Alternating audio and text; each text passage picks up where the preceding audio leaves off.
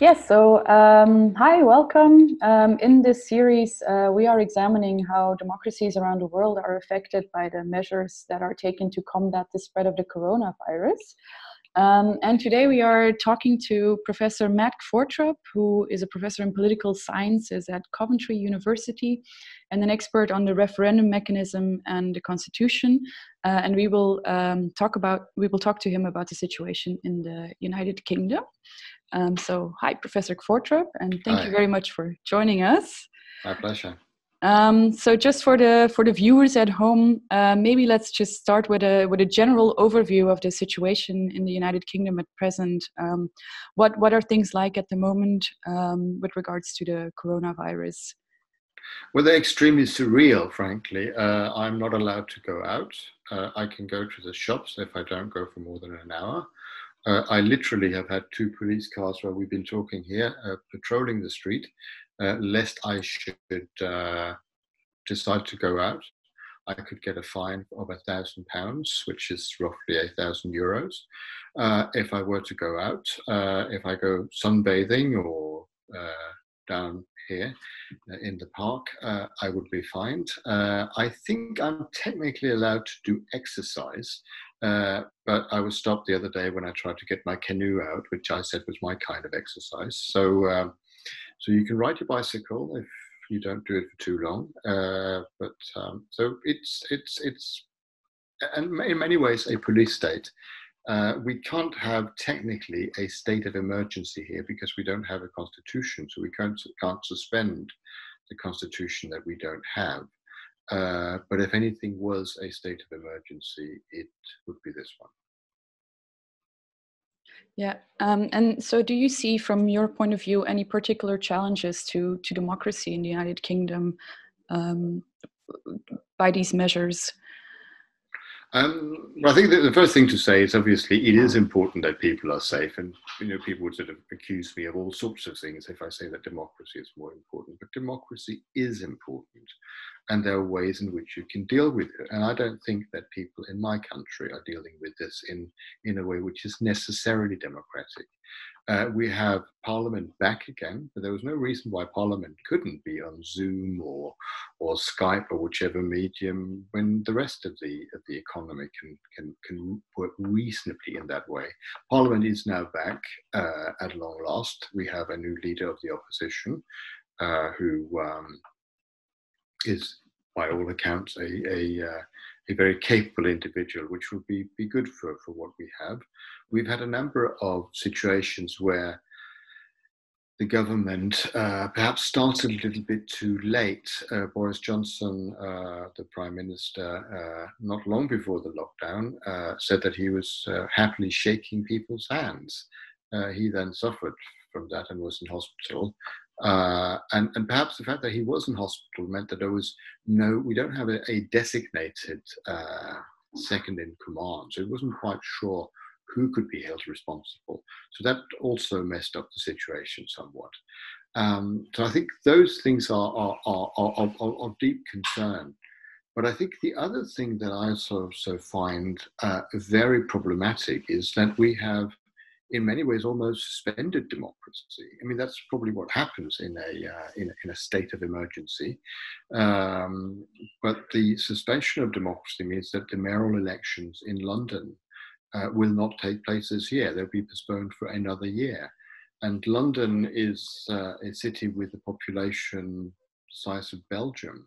So it's probably the largest urban area anywhere in Europe. It's the mayor of London is the individual with the largest mandate in population terms. So it's close to 10 million people who would vote for this individual. So not only will those elections not go ahead, there's also a number of local elections. There's the London Assembly that would hold the mayor to account. So that's just been suspended. There hasn't really been a battle over that. Now, we can do that constitutionally because we've done that before. During the Second World War, we also didn't have elections, whereas the Americans, for example, have had elections. So I think one should have looked at a way of having those elections, perhaps it would have been a good time to consider electronic voting or things that have been pioneered in other places, which perhaps are technologically less advanced than the United Kingdom. Yes, you also spoke about the possibilities for a state of emergency. The Parliament has adopted a specific Coronavirus Act about a month ago. But actually, as I understand it, the UK has already had legislation in place that would have been suitable to address a health pandemic, the Civil Contingencies Act. So why was it necessary to introduce a specific Coronavirus Act, and is that in any way problematic? I think there are two things that you can say: if it's necessary in political terms, or if it's necessary in policy terms. The difference in the British language or the English language as opposed to in German, or I think it's Politik, and Politik is the same, whether it deals with Sachverhalte and so on, and the party politics. But here we make this distinction, and I think politically, in terms of sort of the party politics of it, or the politics of it in our terms, it was necessary just to do something and to show that they were actually acting in this way. The practical implications of this are relatively limited. But I think the danger here is that in Britain, because we don't have any constitution really, I mean, even things to do with human rights are not obligatory. I mean, an act can be introduced which actually blatantly violates the European Convention of Human Rights. It just has to state that it does that, and then the courts can't do anything about it. So I think there are a number of issues with this act that, from a constitutional law perspective, are problematic. You can then say there are so-called derogations. Now I'm really getting into sounding like a lawyer, which is what I was at some stage. So probably legally speaking, you can probably do that even under the current European legislation. But it's borderline, and I think it's also interesting. There were figures that came out yesterday saying that it's only just about 80% of the population who actually abide by this legislation, which is people say, "Oh, the 80% is great," but that means it's 20%, which is 1 in 5 people who don't abide by the legislation. So the implementation of it has been quite difficult. So there are people who are, if you like, conscientious objectors in this particular matter. But from a sort of democracy point of view, it's one of those things that has not been debated, and the fact that Parliament has been away has meant that it hasn't really been debated. Yeah, we were just talking briefly before we started the interview. You also mentioned that there would have been a referendum in Warwick. Yes. That now has been suspended. Can you talk a little bit more about that? Yes, I mean, of course, that's a bit of a local matter. It's more like a Coventry matter than it is an international matter. But under the British local government legislation, every time there's an increase in the council tax, which is the local tax, of more than 2%, there has to be a referendum to approve that. And it was introduced by David Cameron, who thought that people would never vote for increased taxes. Actually, in a number of cases, they have, and we have a number of instances where people can vote for in local matters. We don't have a lot of direct democracy, but that's one of the exceptions. So the local council in Warwick, which is controlled by the Conservatives, suggested there should be a one-off increase in council tax to combat climate emergency, which I think would have been the first of this kind. And it would have been an interesting test case to have had. But sadly, that one has also fallen by the wayside because we don't have any local elections this year.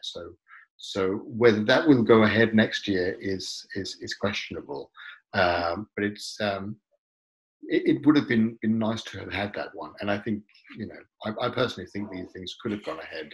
I can't see why we should, postpone democracy. The only other case I can think of that has done that, direct democracy, is Vladimir Putin, but that's by the by. Yeah, so in this case it was suspended and not postponed. There is no new date announced. No. Yeah. Well, I mean, in this case, it could take place. I mean, all the local elections are now going to take place on the 7th of May, 2021.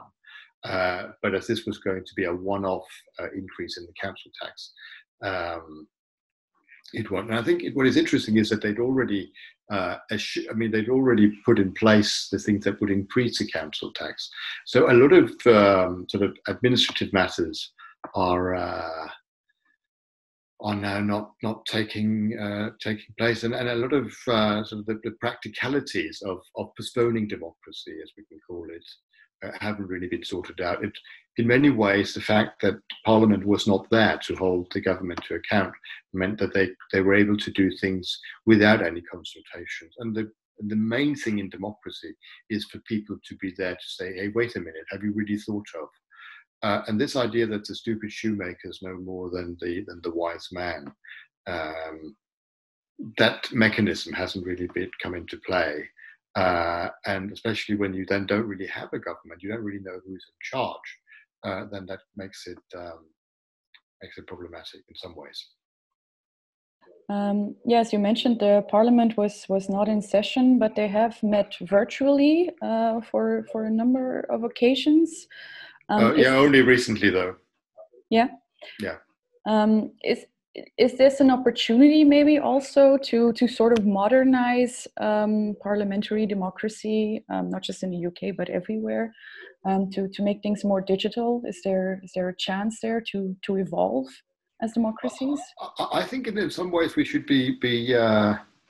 Well, I tend to be an optimist, and I think it's interesting that in 1815, when there was a massive volcano that meant that the crops weren't harvested and a lot of horses died, that led to somebody inventing the bicycle.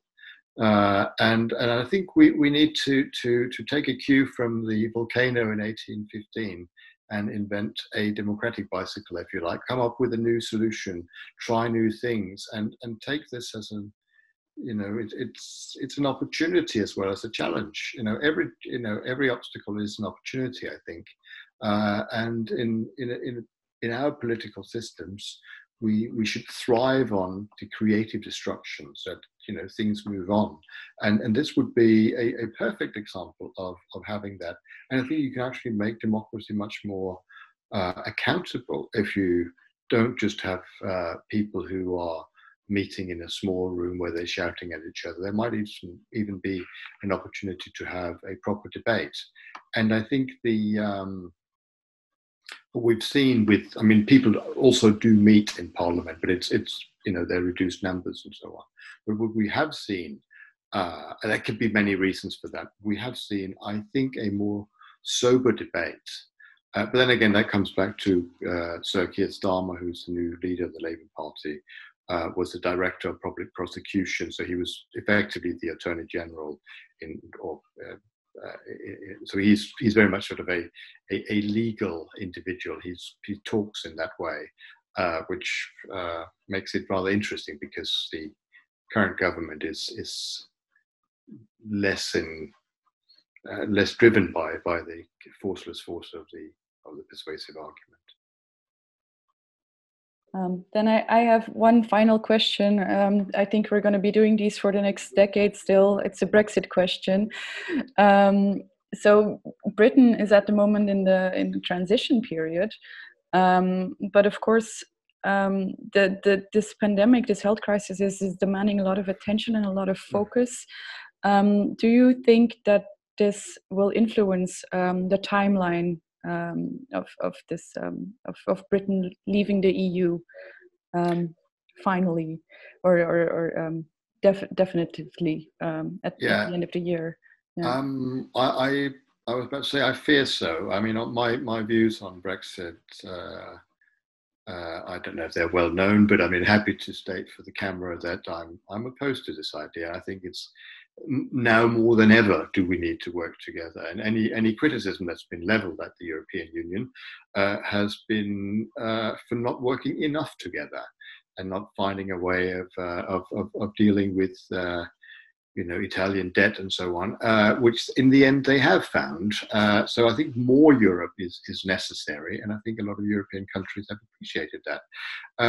Even in Britain, we have appreciated that. Britain deliberately did not want to part of a scheme that would buy the personal protective gear, which was an ideological decision. Quite exceptionally, the higher civil servant in the Foreign Office said that was a political decision.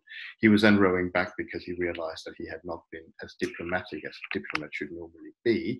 I think, having also previously said that I was an optimist, I think as regards Brexit, I would probably be a pessimist. I think there is some people in the Conservative Party, and they do have a majority in Parliament, they don't have a majority of the people, only 43% voted for this government, but the majority in Parliament is solidly Brexit. And they will use this as an opportunity to get a hard Brexit, because if there's any economic fallout, which there will be from a hard Brexit, then they can say, oh, but that wasn't us, that was because of Corona, and the fact that we're now close to bankruptcy has got nothing to do with Brexit. Hadn't it been for Corona, we would have been really, really well off. But it's just Corona's fault. So I think that there will be perhaps an attempt to Britain to play hardball and actually get a hard Brexit, because then it's over and done with. That would not be helpful at all. I think what people are counting on here is that Europe is also in economic dire straits, and they would want to give concessions. But I think Barnier, also having recovered from Corona, was rather negative about it, and Britain. So I fear we are steamrolling towards the cliff edge, and we would then try to sort of sneak in a hard Brexit at this time. So Corona has not been very good for international cooperation. Okay, those were my questions. Do you have anything you would like to add that we are missing, that we should think of, that something positive maybe?